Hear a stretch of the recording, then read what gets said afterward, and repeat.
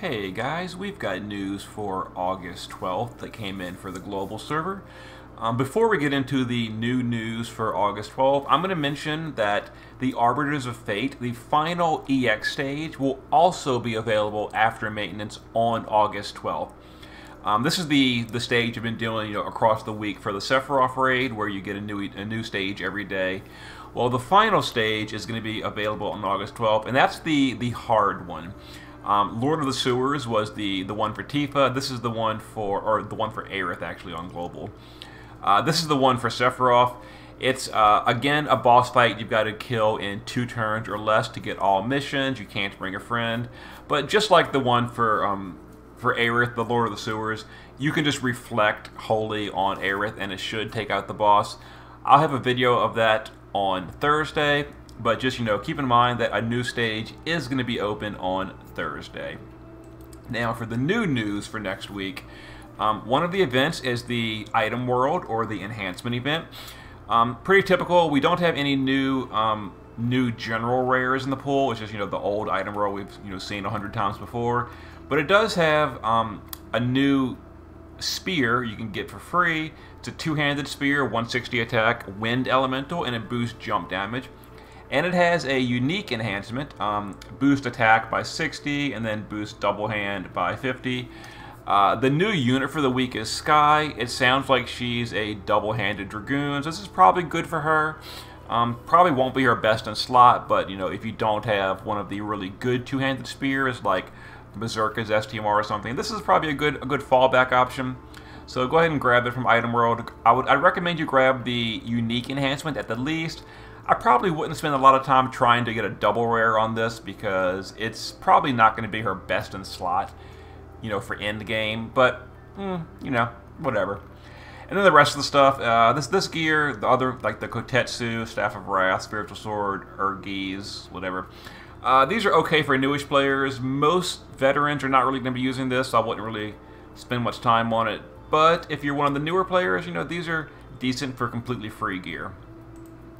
Before we talk about the units, we are getting Skye.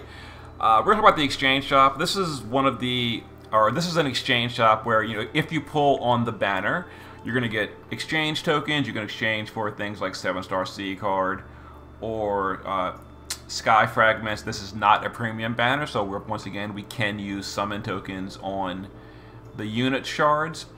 Or you can get 2 STMRs. I would recommend you go for the fragments first and foremost because, fragments are very, very valuable. But if you buy out all the fragments in shop and you have leftovers and you want to grab an STMR, the 2 STMRs are Glacial Battle Garb and Memories of Ragnarok. They're both really good. Glacial Battle Garb is more universal because it's good on lots of physical damage dealers versus dragons, whereas Memories of Ragnarok is only good for Dragoons. Or I guess technically it's good for spear users, but it's mostly just for Dragoons.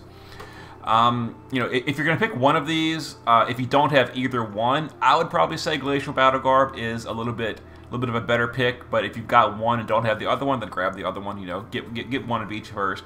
And if you have more than one of each, at that point, whatever. And you get the pity tokens for Skye. And then the banner is Skye and Neovision's Awakened C card. Talk about C card for a moment first. C card is a physical tank. The big thing he has going for him is he can imbue the enemy with Earth Element, which allows you to basically go immune to physical damage for your entire team for a turn if your team is also resisting Earth Element. He can only do that once per fight. It's a one-time use Magnus for a single turn. But it does have some strategical uses in Dark Visions. I've used it quite a few times in Japanese Dark Visions. So, it's useful to have, not critical. I wouldn't chase C card or anything. He also has a field on his shifted LB that can put up an Earth and Peril field, which can be useful. Other than that, he's just a pretty standard physical tank. Not really anything special going on other than that. He's, usable, but not someone I would really recommend specifically chasing. And then Skye, she is a global original unit, so we don't have a lot of information for her. We don't have any kind of previews from the JP server or anything. The update video with Shally did give us some basics on her, We know she's going to be a Dragoon in some fights. She can do jumps and all that. She also has a morale scaling limit burst. So from the preview in the update video, it sounds like in Clash of Wills, she's going to do very high damage with her limit burst, with the morale system, to boost her damage even further. Her TMR and STMR are both really good for Dragoons, and her card is as well. We're gonna talk about the card more in a second. And yeah, not a ton to talk about with her because she's a new unit. We don't have a data mine yet. We only have very limited preview information. She does have killers against Undead and Dragon, which is obviously tailored for the next Clash of Wills, which we're going to talk about soon as well. But yeah, once we have more information on her, we can talk about her more. But for now, very limited info. She'll probably be really strong in the current Clash of Wills. As far as how strong will she be outside of Clash of Wills, for that we need to see the actual unit data. So look for more information on Thursday. Here's the vision card she gets. It's good for Brave Exvius Dragoons because they boost 100 jump damage. That's really, really good. The only Brave Exvius Dragoons I can think of that can use vision cards are her and Mazurka. The rest are all from series, like Edgar, Noctis, Arden, Aranea. Is that all the Dragoons? I think it is. Gilgamesh, technically, if you want to get technical about it. But yeah, Brave Exvius is only her and Mazurka. In the future, sounds like we might be getting Neovision's Roberta. She's been kind of teased in videos and promotional stuff. No real information on that, but I would assume this card might be good on Roberta in the future. But yeah, wait and see. And then the bundle card is just one of those very generic resistance cards. I personally don't buy these from the bundles, but if you want to, you can. And then the big news for the week is Clash of Wills with a really, really nice change we're going to talk about in just a moment. It is an Undead Dragon, Osta, I assume that's how it's pronounced. The Great Destroyer from another world sealed long ago. Reduces defense and inflicts various ailments. If you hit the boss too many times with an elemental weakness, it's going to dispel your party and inflict poison. So it sounds like you don't really want to slowly work the boss down. If possible, you want to set up for a big OTK and go for it. This is all just speculation. The event is not out yet. Once it is out, we'll know a lot more information, but that's what it sounds like.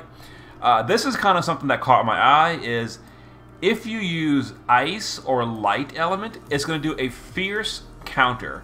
Whatever that means, we don't know, but it sounds like they're being kind of mean to Noctis. So the Neovision Dragoon Noctis, if you're not going to one-shot the boss in a single turn, maybe using his jump to slowly work the boss down is bad. Counterattacks versus ice is who cares? Who really uses ice on the current global server? No one really. But yeah, counterattacking light element might be tricky to use Noctis. We don't really know until it comes out. Or even the new Cetra Descendant Aerith using the Holy for damage. We'll see. This is all old information. This is new. Boosting resistance to status ailment through a buff will increase morale. So things like, Folka's, I forget the name of the skill. The one that makes you resistant to all the ailments. That's going to boost your morale. We don't know how much yet. But one of the best ways to boost morale last month was things like Calamity Border to do the all 8 element resistance for the whole party. So things like Jade Moon Pendant or Ling or Fina, all these can boost immunities to ailments. So that's probably going to be good for boosting morale in this upcoming Dark Visions. They've added 2 new morale skills. One of them is a skill that boosts your resistance, same thing as casting the buff. So if you don't have all those things I just mentioned, you can use this to help boost resistance. And this one cures all debuffs, removes all, or it cures all ailments, not debuffs, ailments. But that includes zombie. A lot of people are kind of, going into panic mode. They hear a zombie, they're freaking out. I wouldn't worry about zombie too much until we see the fight. It may be a major problem, or it may be like Shinryu zombie, which was a total afterthought and just not even important. We don't know. We'll see when it comes out, and then we will figure out a strategy to deal with it. But one of the ways to deal with it is the morale skill remedial will can cure zombie. We'll see how much when it comes out. So here is the major change, the other updates. I am so happy about this. So right here, the big one, reduced challenge cost. What this means is previously, last month, and I was really irritated about this. I tried to like not complain too much in videos, but I was upset that you had to have a full EX3 team to go for the highest modifiers on last month's Clash of Wills. They're changing it this month where they're reducing the cost to 1 and 2. So what that basically means is now, instead of needing an EX18 party, which means all EX3s across the board, you can now get a max modifier run at only EX16. And air quotes for the only EX16. That's still really high, but it's a lot better to only need EX16 as opposed to EX18. So that means you can bring 5 EX3s and 1 EX1 unit, like the new Skye. Maybe if you just pulled her, you only have her EX1, but you do have a established team of EX3s. You can go in there with the new Skye at only EX1, or if you have 4 EX3s and then 2 EX2s, you can still go for a max modifier. So I'll definitely be attempting that when this comes out on Thursday. We'll see how it goes. The other change is I don't really want to call it a nerf, but it definitely makes it more challenging. And we're going to scroll. Okay, so right here, they're adding a new scoring criteria for turns taken. So we're going to scroll real quick. We're going to skip to the bottom here. Right here. So taking more than 10 turns is going to start penalizing you in Clash of Wills. Now, last month, this would have been irrelevant because last month, if you remember Morgana, if you didn't kill her on turn 5 or sooner, she got permanent defense and spirit buff, so everyone pretty much killed her, everyone going for a high score. You had to kill her on turn 5 or quicker. So this sounds irrelevant, but I'm assuming that they're putting this in because the new boss is going to be like a slower battle where you stretch it out longer. You don't really go for like that speed clear on turn 5 or quicker. But if you go more than 10 turns, you will start losing points. So just keep that in mind. I'm killed by turn 10 or sooner if possible. Let's go back up here real quick where we were a minute ago. I think that's actually it for all the new news. This is not new. This is just repeating news we already knew. It's explaining how to craft the helmets. It shows you the total amount of Xenostone needed to get the max rank helmet, and then you can start putting modifiers. People that ranked really high last month and rank high this month, the reason they're showing it now is because they can start crafting like the rank 10 helmet this month. So if you got a rank 1 last month, you got 2,500 Xenostone in total, and then you're going to get 1,000 more for the first time clears on Thursday. So people on Thursday that got rank 1 last month can craft the rank 10 helm. Where is it? Right here, the rank 10 helm. Right away on Thursday. As soon as they get in their first time clear, they can craft this on Thursday. I personally cannot. I'll be crafting the rank 9 because I didn't get rank 1 last month. Sad face. But yeah, anyway, keep farming it, and eventually everyone will get there over time. And then you'll also start being able to add modifiers like these are the two that really matter: the Magisters or the Rulers. You're going to want to go for one of these or both of these for your end game choice. The rest of these, I wouldn't really go too much. Like the Gravekeepers, was this boost Reaper and Stone damage. Stone Killer we can get from Eileen's STMR. Reaper Killer is nice, but I wouldn't like waste like the pearls to craft this personally. You can if you want to though. And then the Champions is 30% LB damage. Again, it's just not really impactful enough in my opinion. The two good ones are the Magisters. This is for the chain cap boost, or for people that already have the chain cap boost, like Tifa or something. They're gonna want the Rulers for flat attack and magic. So yeah, so Magisters or Rulers are the ones you kind of want to aim for like your final crown. But again, that's gonna take for most people it's gonna take another month. But for the people that score like rank 1 and all, you can start crafting. I think you can craft the Magisters at the end of this event if you get rank 1 a second time in a row. The rest of this is just old news. The obnoxious drops haven't changed. You're going to get enough to get another Neovisions pick from these Neovisions if you want to. And yeah, that's mostly it. And then this just explains, the rules. This is just, repeating old information. Nothing really new here.